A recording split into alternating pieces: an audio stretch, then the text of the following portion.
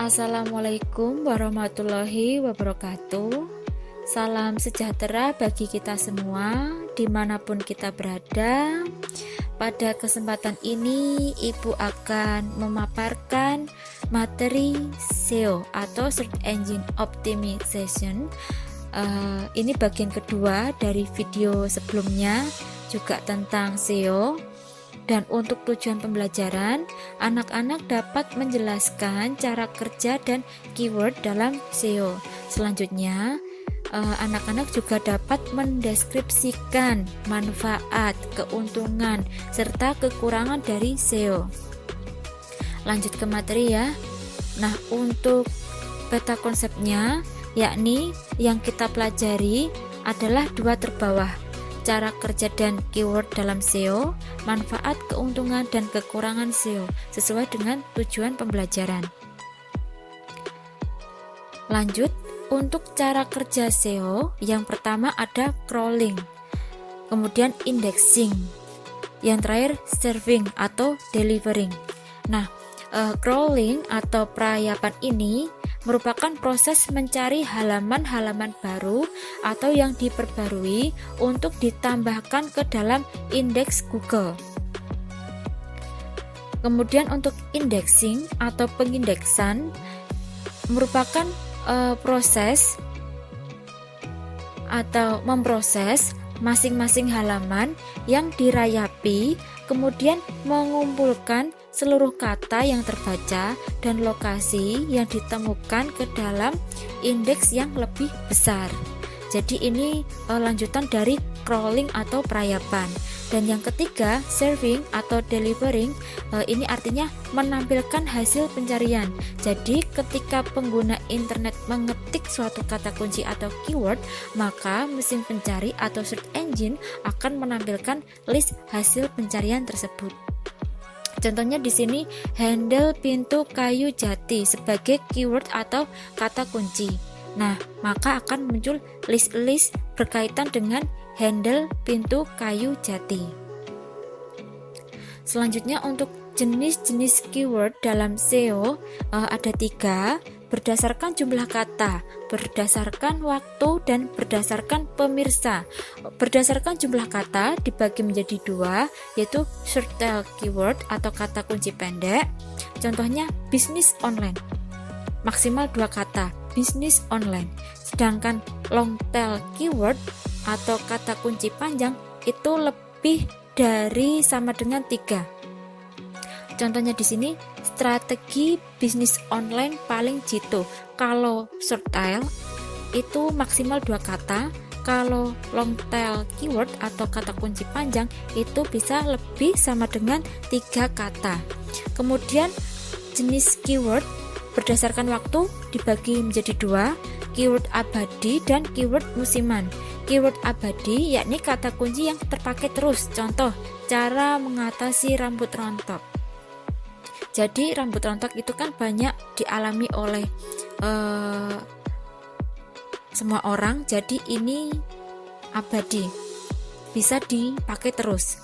Kemudian untuk keyword musiman merupakan kata kunci yang dicari pada saat tertentu, pada event-event tertentu, pada acara atau kegiatan tertentu. Contohnya pemenang, ini pemenang ya harusnya, pemenang medali SEA Games 2019, karena SEA Games 2019 itu cuma 1 kali pada tahun 2019. Kemudian untuk berdasarkan pemirsa juga ada 2, yakni keyword umum dan keyword khusus. Keyword umum merupakan kata kunci yang menjangkau semua orang. Contohnya cara mengobati patah hati. Ini tidak cuma remaja, orang dewasa juga bisa patah hati, jadi ini bisa umum. Kemudian keyword khusus merupakan kata kunci yang dengan target pengunjung khusus. Contohnya latihan soal UTBK ekonomi 2020. Nah, target pengunjung khusus di sini yakni siswa yang akan mengikuti UTBK. Selanjutnya untuk manfaat keyword dalam SEO, yang pertama bagi mesin, yakni menyediakan informasi yang relevan atau sesuai dengan yang dibutuhkan oleh pengguna internet. Kemudian bagi blogger, memungkinkan artikel yang dibuat bisa tampil di halaman depan dan teratas dari list hasil pencarian. Kemudian bagi blog, akan mendapatkan peringkat yang tinggi, terbuka lebar, dan lama-kelamaan bisa menjadi terkenal. Untuk proses riset keyword dalam SEO, yang pertama list daftar keyword dan cek daftar tersebut. Kedua, gunakan tool riset keyword. Di sini contohnya trends.google.co.id. Kemudian pastikan daftar keyword sekali lagi untuk mengecek tingkat persaingan. Yang keempat, menyiapkan langkah menulis keyword pada title tag, meta tag description, meta tag keyword, heading atau judul, alt text untuk memasang image atau gambar.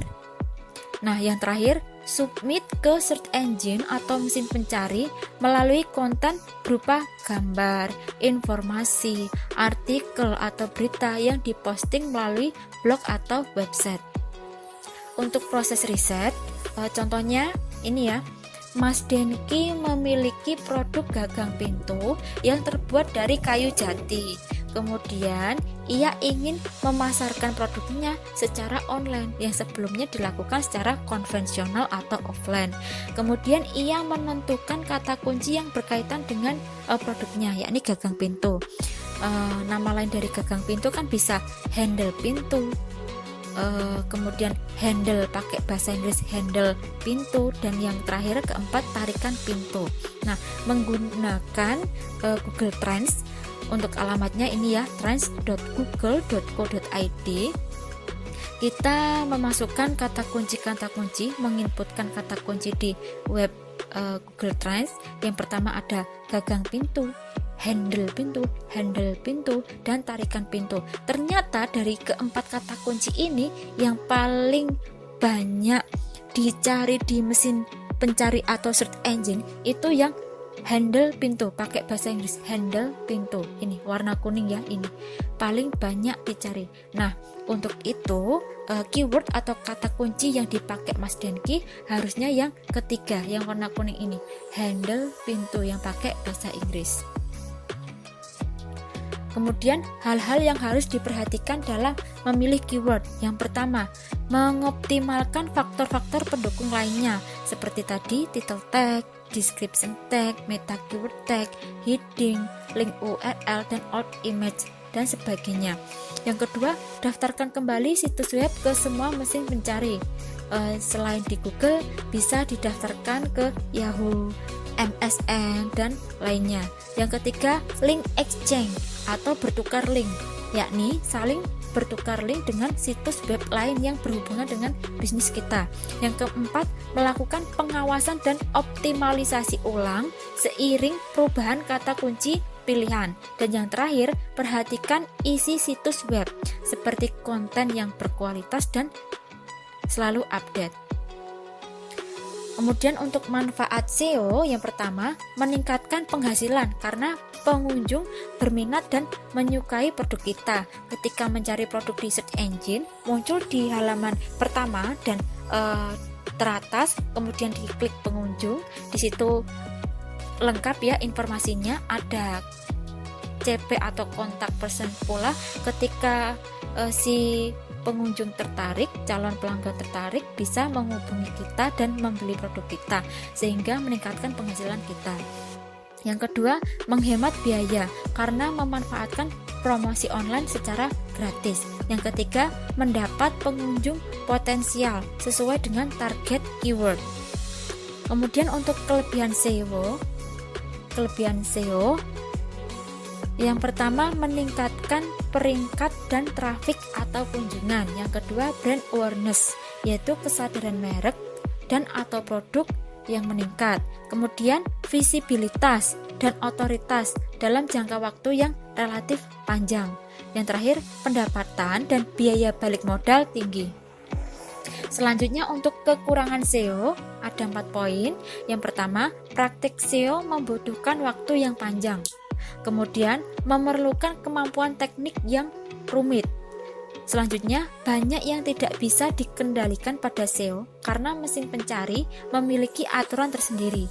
Dan yang terakhir, sulitnya mengukur kesuksesan melalui SEO ini.